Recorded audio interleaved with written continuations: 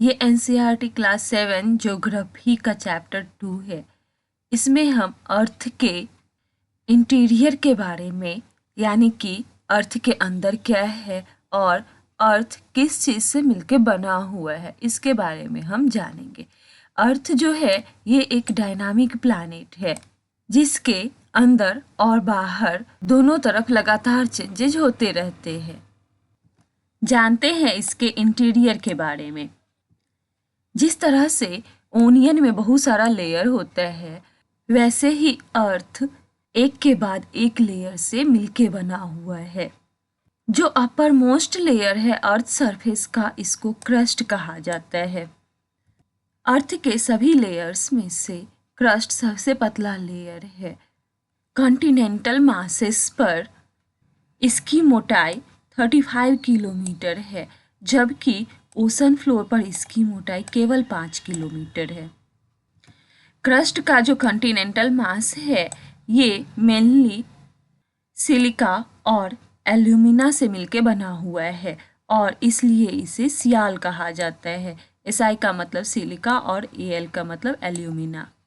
Oceanic crust जो है ये सिलिका और मैग्नीशियम से मिलके बना हुआ है, इसलिए इसे सीमा कहा जाता है। SI मतलब सिलिका और Me मतलब मैग्नीशियम।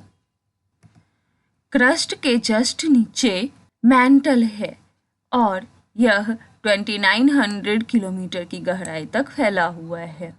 और सबसे इनर मोस्ट लेयर जो है ये कोर है, जिसका रेडियस लगभग 3500 किलोमीटर है।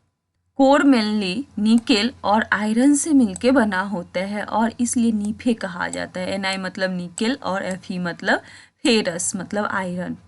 कोर का जो सेंटर है यहाँ पर बहुत ज़्यादा टेम्परेचर और प्रेशर पाया जाता है। इस पिक्चर में अर्थ के इंटीरियर के बारे में दिया गया है कि सबसे ऊपरी लेयर जो है ये क्रस्ट है। इसके बाद आता है मिडिल लेयर मैंटल, जो कि क्रस्ट और कोर के बीच में पाया जाता है। और सबसे अंदर वाला लेयर जो है ये है कोर।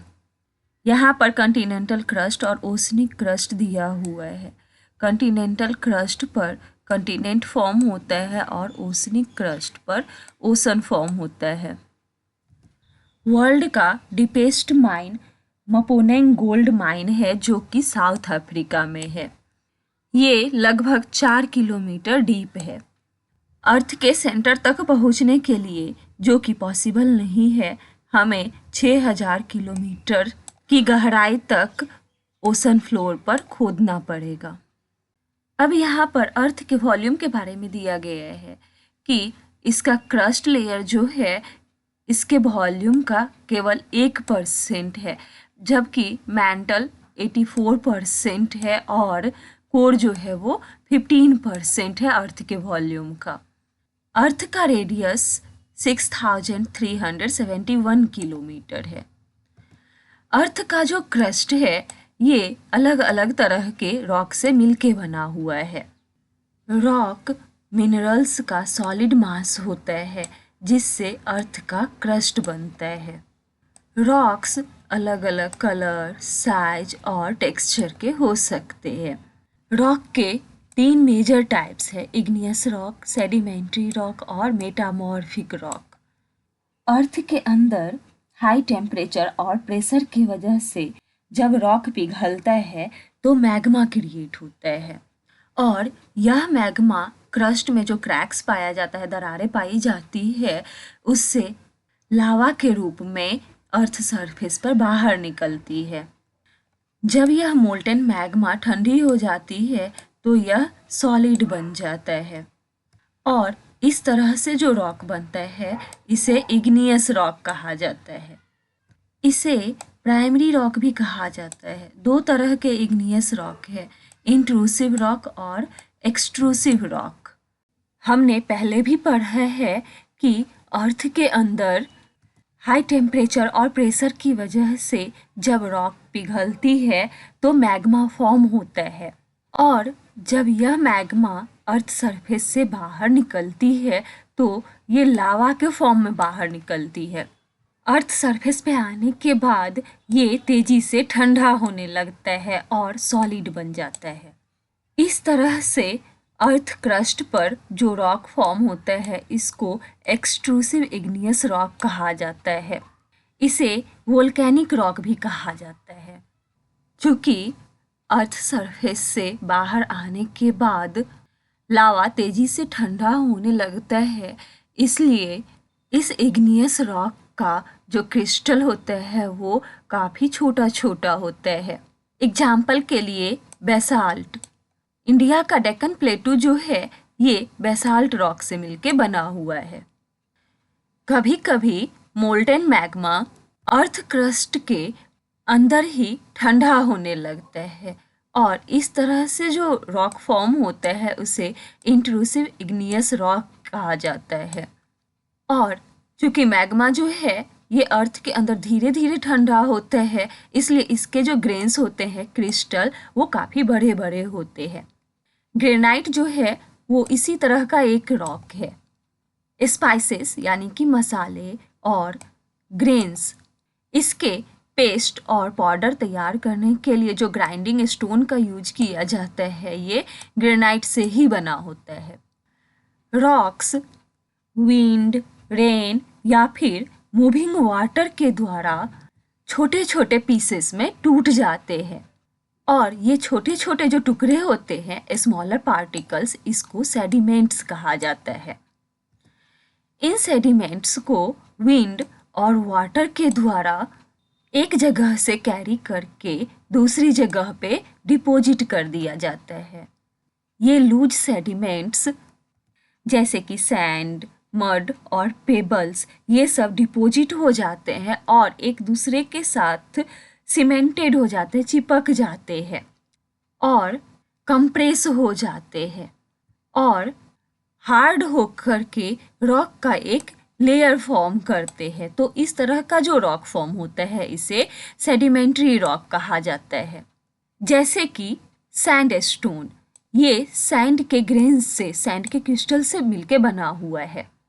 सेडिमेंट्री रॉक में प्लांट्स, एनिमल्स या फिर दूसरे माइक्रो ऑर्गेनिज्म का फॉसिल्स भी हो सकता है जो किसी समय पे उस पे रहे होंगे।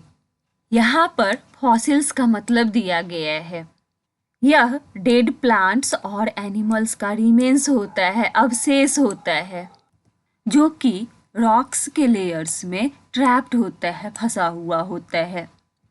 जब इग्नियस और सेडिमेंट्री रॉक्स हाई टेम्परेचर और प्रेशर की वजह से चेंज हो जाता है तो उसे मेटामॉर्फिक रॉक कहा जाता है। मेटामॉर्फिक का मतलब होता है टू चेंज फॉर्म।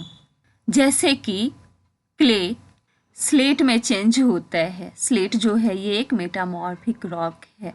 इसी तरह से लाइम स्टोन मार्बल में चेंज होता है। रॉक्स हमारे लिए काफ़ी यूजफुल होता है। जो हार्ड रॉक होता है उसका यूज रोड बनाने में, हाउस और बिल्डिंग बनाने में किया जाता है।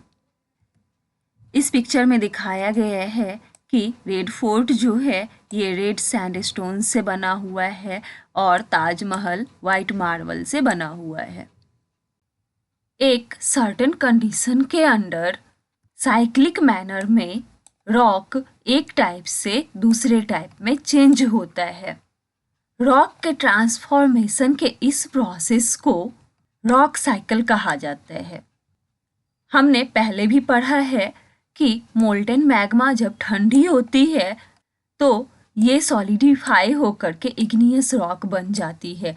फिर ये इग्नियस रॉक वेदरिंग, इरोजन या फिर दूसरे फैक्टर्स की वजह से छोटे छोटे पार्टिकल्स में टूट जाते हैं, जिसको विंड, वाटर इस सब के द्वारा एक जगह से कैरी करके दूसरी जगह ले जाया जाता है और वहाँ पर डिपॉजिट कर दिया जाता है।